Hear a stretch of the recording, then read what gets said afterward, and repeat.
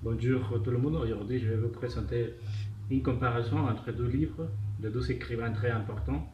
Le premier, Émile Zola, avec l'œuvre Germinal, un écrivain français, très reconnu dans le monde entier, né le 12 avril de 1840 en France.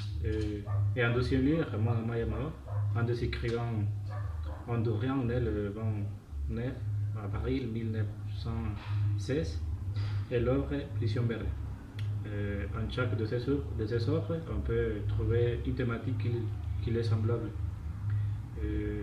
En dépit que les auteurs sont nés à des époques différentes et de nationalités différentes aussi, ils ont traité thèmes similaires qui soutenaient à leur époque et que dans l'actualité sont des thèmes avec beaucoup d'intérêt, particulièrement dans notre pays.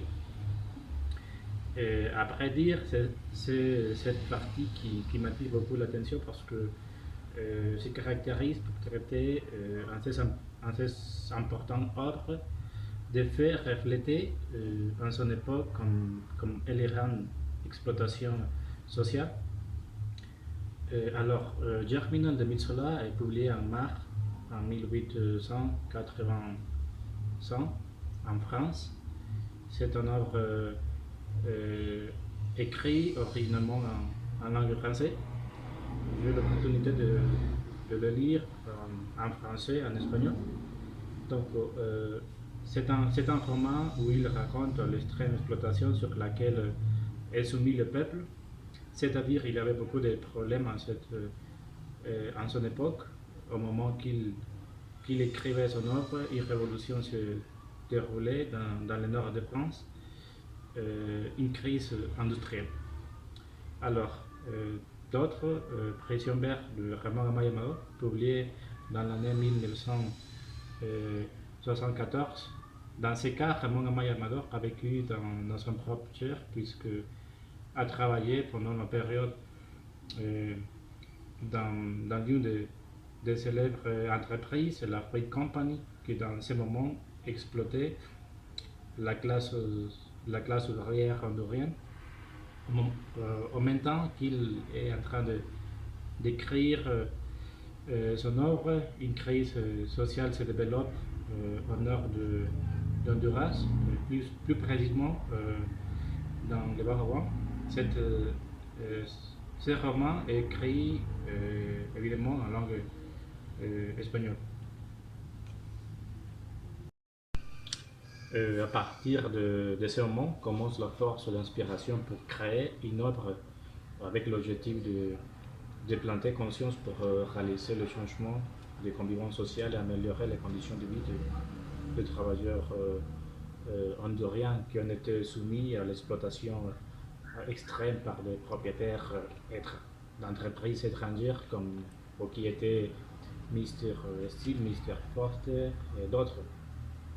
De manière que l'œuvre fait référence à des personnes qui ont été tentées de tromper le peuple, c'est-à-dire à Lucho Lopez et ses amis, pour qu'ils puissent les vendre les terres. Et l'intrigue est toujours l'injustice. Dans chaque chapitre, on peut lire l'exploitation raciale et sociale qui existait par les patrons. D'ailleurs, Germinal de Metsola, il voulait décrire dans cette ouvrage, Germinal, un roman social en décrivant la lutte sociale du travail, étant Étienne Lantier le protagoniste principal de l'œuvre, l'intrigue se déroule comme un homme révolutionnaire qui arrive dans la ville de la mine de Montsou en recherche d'emploi, plein d'indignation face à la misère qui entoure le monde et les mines. Il encourage la lutte contre l'entreprise avec une manifestation qui se termine par une violence torrentielle. Dans l'intrigue de cette œuvre, on peut lire la forme raciste, austère de ce milieu face à la misère du 19e siècle où est représenté les travailleurs qui ont vécu dans des conditions inhumaines. Ce qui les fait exploser, la haine ou le ressentiment envers le représentant bourgeois, lui coule dans les veines les différentes formes d'action politique de l'époque. Dans l'œuvre Prisionbert de Ramon Amaya Amador, une intrigue historique du réalisme social, on trouve le genre de la tragédie, mystère, parce que à la fin, plusieurs de ces personnages meurent. L'un des protagonistes, comme le capitaine Benitez, viole Akatouk, alors Mr. John ordonne de tuer le mari de Juana Amadeo pour pouvoir rester avec elle, et à la fin, Lujan est abattu. D'autres, en Germinal, on trouve le genre de tragédie, Étienne Lantier comme personnage principal, travailleur de la mine et chef de la grève, amoureux de Catherine, Chaval, l'ennemi d'Étienne, l'amant de Catherine, garçon travailleur brutal, qui est ensuite assassiné par Étienne, et aussi Catherine est morte à cause du sabotage. Germinal, Émile Zola, défenseur du mouvement naturaliste. Cette œuvre est localisée en France et le fait de la naissance d'une association minière, la création d'un fonds de résistance et les préparatifs d'une grève générale à la défense des classes sociales. Alors, Prisionbert de Ramon Amaya Amador, un roman du réalisme socialiste dans lequel il décrit les conditions de vie dans la compagnie de l'entreprise fruitière Standard au nord d'Honduras, dans le Bas-Rouen, à l'époque de la dictature de Tiburcio Caria Sandino. Donc, Émile Zola, de son temps, est impliqué dans les contextes politiques en attaquant le gouvernement, et la justice a été condamnée à un an de prison, mais pour éviter sa prison, il est enfui en Angleterre, où il est resté un an. Dans le cas de Ramon Amaya Amador, a quitté le pays en 1984 en raison de la persécution du président Tiburcio Caria Sandino et s'installe au Guatemala. Alors, Zola est l'une des grandes figures de récit universel, où un Germinal se concentre sur le récit de lutte sociale.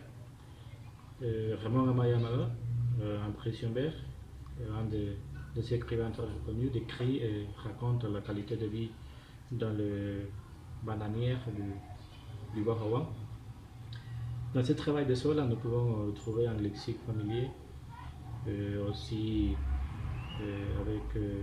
on trouve un lexique formel et un type d'argot que nous pouvons considérer comme utilisé par des personnes qui appartenaient au même groupe et aux communautés à ce moment-là.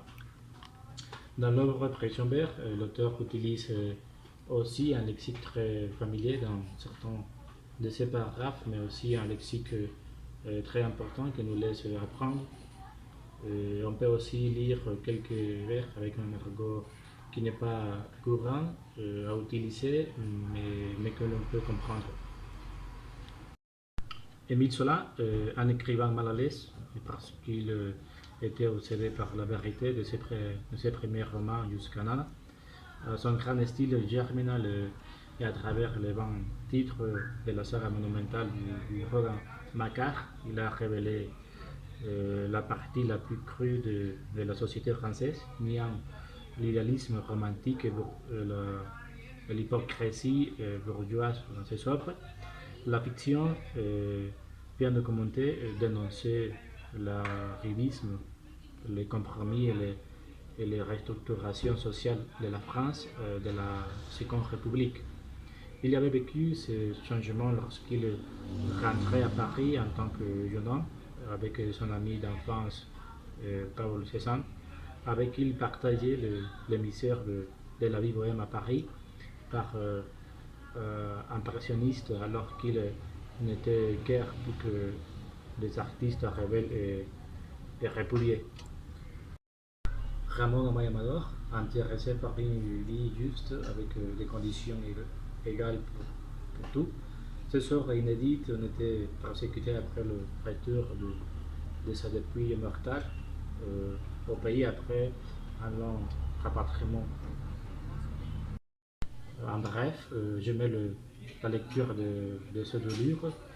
en raison de la similitude et la narration qu'il aborde dans des sujets qui se sont soulevés à chacune de ces époques, tout comme il utilisait un lexique très familier, comprenant un certain type d'argot. Aussi, l'important du sujet, que c'est un sujet de grand intérêt dans le cas évident de la lutte pour une vie juste avec le même respect et les mêmes valeurs. Alors, merci, merci de votre attention. Voilà.